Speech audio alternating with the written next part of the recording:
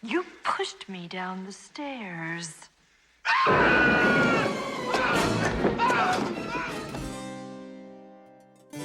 Halo, apa kabar semua? Selamat datang di channel Om Burhan. Om harap yang nonton di channel ini masih pada sehat dan waras ya. Untuk sebagian pria dan wanita, menjadi tua adalah sebuah dilema. Sebab proses penuaan dapat membuat paras yang awalnya rupawan menjadi kurang menarik lagi. Karena itulah banyak kita jumpai produk anti-aging yang mampu mencegah hal tersebut, sehingga membuat penampilan nampak lebih muda. Namun ya, hal ini tidak dapat mencegah kita menuju gerbang kematian. Tapi gimana ya jadinya jika ada seorang wanita yang nekat menempuh jalur dukun untuk membuatnya tetap awet muda dan abadi? Well, skenario ini kurang lebih akan tergambar pada sebuah film horor komedi berjudul Death Becomes Her yang dirilis pada tahun 1992 dan diperankan oleh salah satu aktor kesukaan saya, yakni Om Bruce Willis. Singkatnya, film lawas ini berkisah tentang seorang aktris yang narsis sehingga ingin selalu tampil awet muda dan menawan. Segala cara pun ia lakukan, namun semuanya percuma. Hingga suatu hari, ia sangat terpacu untuk menjadi cantik karena bertemu rivalnya yang seumuran namun masih terlihat awet muda. Sehingga mencoba sebuah cara instan untuk menghambat penuaan, tapi berujung dengan sebuah malapetaka yang membuatnya terjebak di dalam tubuh abadinya. Kenapa bisa begitu? Ya udah, Om coba ceritain ya. Tapi sebelum itu, jangan lupa untuk subscribe dan tonton video ini sampai habis.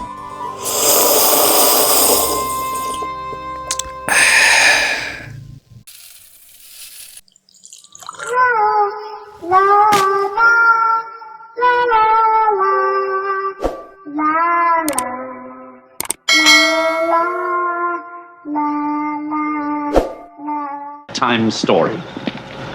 Are you sitting comfortably? Then I'll begin. Film dimulai dengan suatu malam di Broadway. Terlihat kalau banyak penonton yang kecewa setelah menyaksikan drama musikal berjudul Songbird yang diperankan oleh Madeline Easton. Tapi karena nggak sesuai ekspektasi, hanya ada sedikit orang saja yang terkesan, termasuk Ernest, yakni tunangan Helen. Selesai pentas, Madeline menyadari bahwa wajahnya semakin menua. Lalu ia dikunjungi oleh teman sekaligus rivalnya, yakni Helen, di mana Ernest yang terlihat gembira juga menghampiri mereka. Dari sini kita mengetahui kalau kedua pasangan tersebut akan segera menikah. Namun sepertinya rencana itu agak terganggu. Dikarenakan secara diam-diam Madeline sering mengunjungi Ernest ketika bekerja. Tentu perilaku ini membuat Helen kecewa dengan sang tunangan. Sebab dahulu, sebelum menjalin hubungan bersama Ernest, pacar Helen juga pernah ditikung oleh Madeline. Dan ya, sebagai pria, Ernest berjanji kalau hal tersebut tidak akan pernah terjadi. Tapi yang namanya pria memang kebanyakan buaya dan hanya manis di mulut saja. Sebab kenyataannya perselingkuhan mereka berjalan mulus, bahkan hingga menikah. Di mana ketakutan Helen benar-benar terjadi dan hal ini tentu membuatnya stres serta depresi. Sehingga hunian serta penampilannya menjadi tidak terurus. Apalagi dia pun juga menunggak biaya sewa rumah, sehingga membuatnya diusir dengan bantuan para polisi. Tapi Helen malah nggak peduli dan asyik sendiri saat menonton film di mana memuat adegan Madeline sedang dibunuh. Gangguan mental yang diidapnya membuat Helen harus dibawa ke rumah sakit jiwa. Selama konseling, ia terus membicarakan tentang Madeline, di mana hal ini bukan hanya membuat psikiater di sana muak, namun juga pasien yang lain. Lalu suatu hari, psikiaternya menyuruh Helen untuk move on dan melenyapkan sosok Madeline yang terus-menerus menghantui pikirannya. Namun nampaknya Helen malah salah paham dan menganggap kalau harus melenyapkan wanita tersebut. 7 tahun berlalu, saat ini Madeline dan Ernest hidup di Beverly Hills, yakni kompleks selebriti yang terkenal mewah dan mahal. Setelah menikah, Ernest pun menjadi seorang alkoholik dan bekerja sebagai perias mayat profesional, di mana mereka memiliki banyak pesuruh di rumahnya. Lalu suatu hari, Madeline mendapatkan undangan untuk menghadiri pesta buku Helen. Alhasil, setelah menerima undangan ini, dia pun segera ke klinik kecantikan agar tubuhnya nampak lebih muda dan prima. Di mana metode yang ingin digunakan adalah pemisahan plasma. FYI, sedikit info ya, mungkin yang dimaksud oleh mbak-mbak cantik ini adalah treatment PRP, yaitu platelet rich plasma. Treatment ini memicu pertumbuhan sel-sel baru dan pembentukan kolagen, sehingga berfungsi untuk anti-aging, peremajaan kulit, sampai menyamarkan keriput serta bekas jerawat, dan dapat dilakukan di beberapa area tubuh termasuk wajah. Tapi di sana, sang petugas cantik ini melarangnya dikarenakan Madeline baru menjalani perawatan tersebut 3 minggu yang lalu. Dan menurut prosedur, dia harus menunggu setidaknya 8 bulan setelah treatment.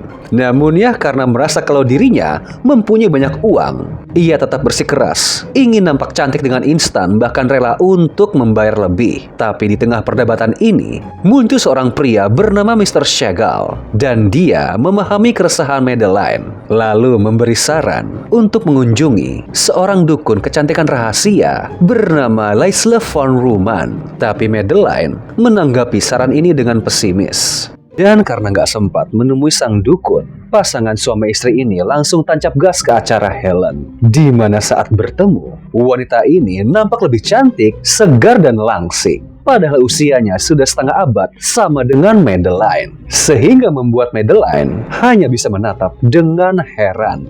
Dan setelahnya, dia pun mendapati kalau sang suami tengah mengobrol bersama Helen di tempat yang sepi. Ernest pun bercerita kalau dia tidak bahagia dengan kehidupannya yang sekarang karena pernikahannya sudah tidak harmonis. Helen pun berusaha untuk menenangkannya dan menyalahkan Madeline atas segala hal yang dialami oleh Ernest. Dan Madeline yang melihat ini pun sontak kesal saat melihatnya. Lalu pada pagi hari, Madeline mengunjungi Dakota, seorang pria muda yang menjadi selingkuhannya. Tapi lucunya, dia pun mendapati kalau pria muda itu sedang berduaan dengan wanita yang sebaya dengannya. Akibatnya Madeline menjadi kesal karena kembali diduakan, lalu pergi dengan keadaan yang sedih.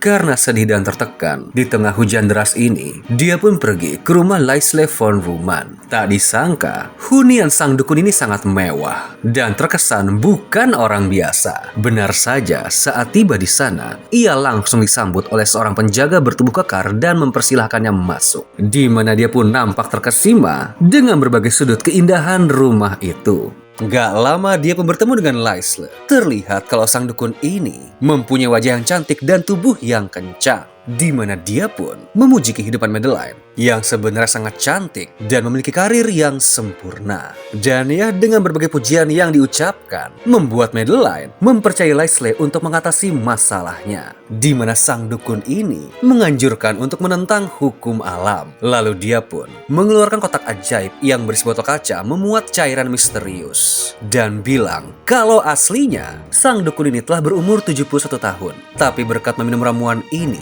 dia pun tidak bertambah tua dan menjadi awet muda. Namun harga ramuan itu sangatlah mahal sehingga membuat Madeline ragu dan ingin segera pergi. Tapi sang dukun segera mencegah. Kemudian untuk membuktikan keampuhan ramuan ini, dia mengambil setetes darah dari tangan Madeline menggunakan pisau untuk dicampur dengan ramuan. Kemudian meneteskannya kembali ke tangan Madeline. Dan secara ajaib, lukanya bukan hanya langsung sembuh, tapi tangan Madeline juga tampak lebih muda. Alhasil dia pun terbujuk untuk membeli ramuan tersebut, di mana Leisle pun berkata untuk merahasiakan hal ini, sebab nantinya kecantikan Madeline tak akan lekang oleh waktu, sehingga karirnya pun dapat dipastikan kembali cemerlang. Tapi dia juga diingatkan untuk pensiun atau menghilang dari publik setelah kembali berkarir selama 10 tahun, agar tidak ada yang curiga dengan kecantikannya yang abadi.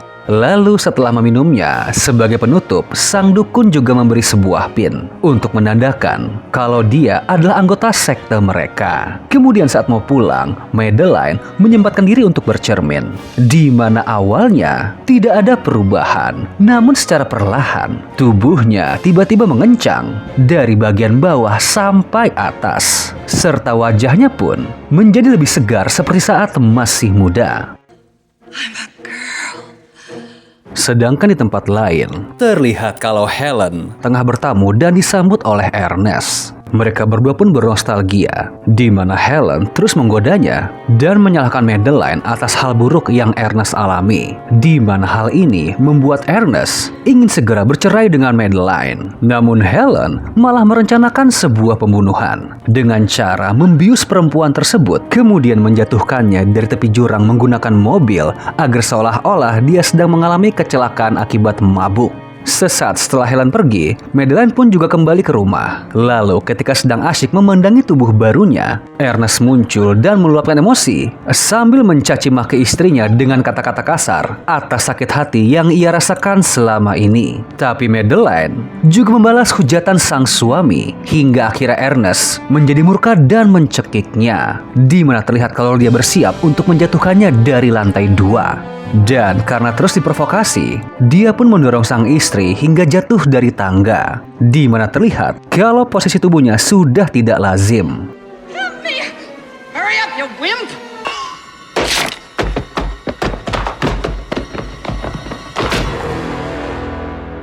Ernest pun sadar kalau dia baru saja membunuh istrinya dan langsung menghubungi Helen tentang hal yang baru saja terjadi. Namun tanpa dia sadari, Madeline malah bergerak dan bangkit menghampirinya. Namun dengan langkah yang tertatih serta leher yang telah terpelintir.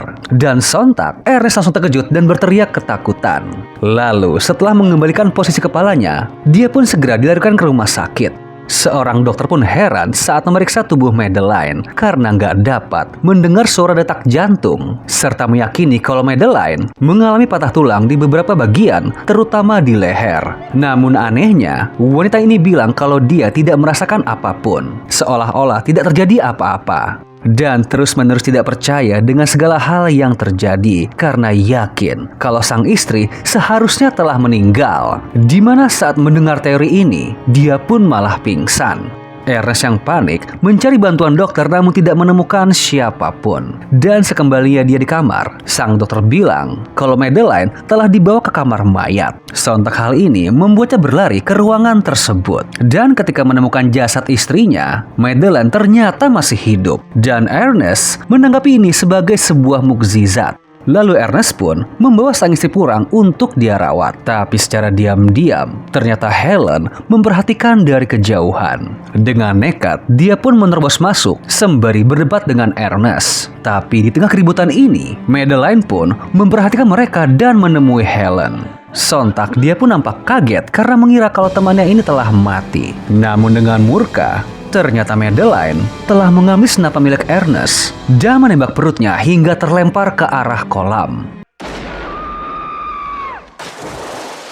Alhasil kondisi pun semakin runyam. Awalnya Ernest ingin menghubungi polisi atas kejadian yang baru saja ia alami. Namun Madeline mengancam kalau dia akan berpura-pura mati dan memfitnah kalau sang suamilah pelakunya. Karena ya dengan kondisi tubuhnya saat ini, hal itu sangat gampang dia lakukan. Sehingga dengan terpaksa, Ernest pun menuruti kemauan sang istri. Tapi tanpa diduga, saat bersiap-siap, Helen malah bangkit dari kolam dengan perut yang berlubang.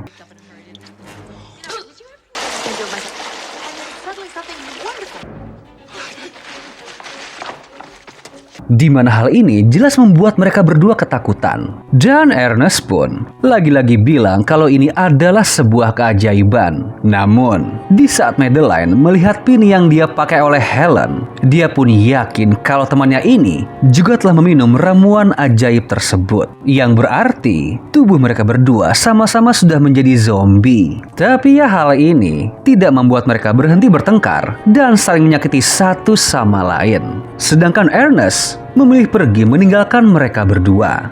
Di tengah pertarungan dua wanita yang kekal ini, Helen berbicara tentang kekesalannya karena Madeline telah merebut semua pria yang pernah ia kencani, di mana dia merasa kalau kebahagiaannya selalu dirampas dengan sengaja. Tapi Madeline malah membela diri dengan berkata jika alasan ia melakukan itu karena Helen selalu menghujatnya dari belakang, serta kesal karena nggak pernah diundang ke pesta yang orang tua Helen adakan. Akhirnya mereka duduk dengan tenang dan saling mengakui perbuatan yang pernah mereka lakukan. Karena sebenarnya mereka ini hanya saling iri dengan kehidupan satu sama lain.